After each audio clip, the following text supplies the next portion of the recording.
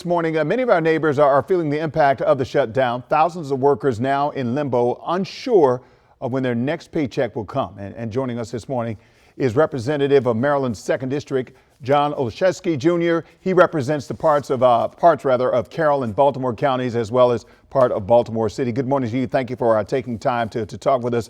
We want to start with this. What are you hearing from your colleagues and your constituents this morning? Yeah, Wisdom, we're waking up today to a triple harsh reality. One, we have federal employees who are working without pay or not working. In addition to federal contractors, we have services that aren't being provided to the American people. And we know that we also are going to see healthcare costs soar as companies make decisions in October to send out premiums. So this is a loss across the board. I'm hearing from constituents their concerns about losing their jobs. President Trump has threatened to fire federal employees during this government shutdown. I hear from constituents who are concerned about the cost of living. It's been over 270 days, and this Congress has done nothing to lower costs for hardworking Americans. And they're concerned about the services that are going to be shut down both now and potentially permanently if the president follows through on his threat to fire these hardworking federal employees in the days ahead. Now, as this shutdown goes into effect, how are you coordinating with your office and the local federal partners to help the constituents and the people who depend on the feds in your district?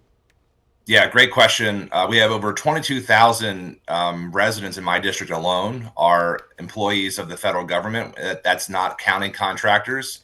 There have been over 15,000 of those fired. Maryland leads the country in terms of that.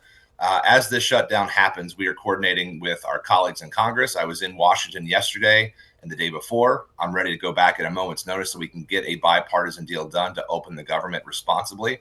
But we are ready to meet the needs of our constituents. Our office is open for constituent services, for casework, to help people navigate what we know will be a very difficult time. I'll be joining Governor Moore and my colleagues in Annapolis later this morning for a press conference where we talk about the resources that Maryland is providing and that we'll have available for our residents, because we know this is going to be a challenging time, not just for Maryland residents, but for Americans across this country. So given the Congressional Budget Office estimates of up to 750,000 federal workers that could be furloughed daily during a lapse in funding, what steps can you take in advance for federal workers and contractors in your district who may lose pay or employment?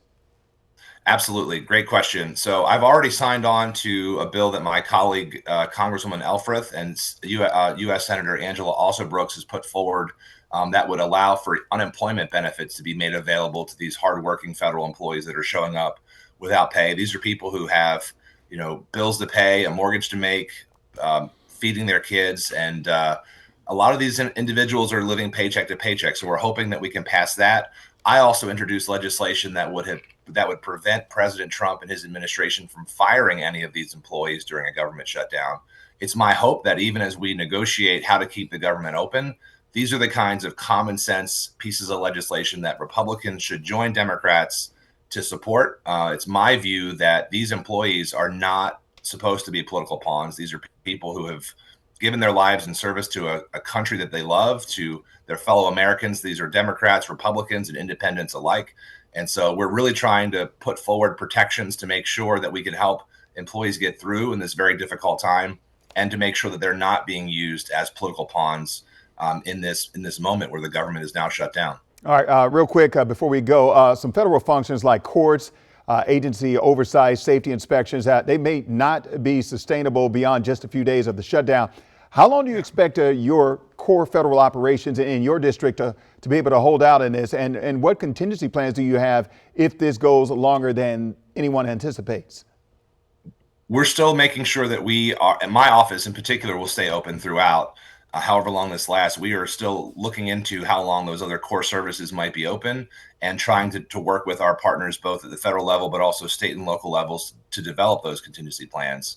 I think it's important that we bring our colleagues back. It's really shocking to me that Speaker Johnson doesn't even have his Republican conference in town, that the House is not in session. Kind of incredible that the House wouldn't be in session in a moment where we need to be coming together to find some bipartisan solutions to get this government reopened. Representative, thank you very much for spending time with us this morning and trying to help us get some answers. So take care, and hopefully we can get this all resolved. Thank you, sir. Thank you.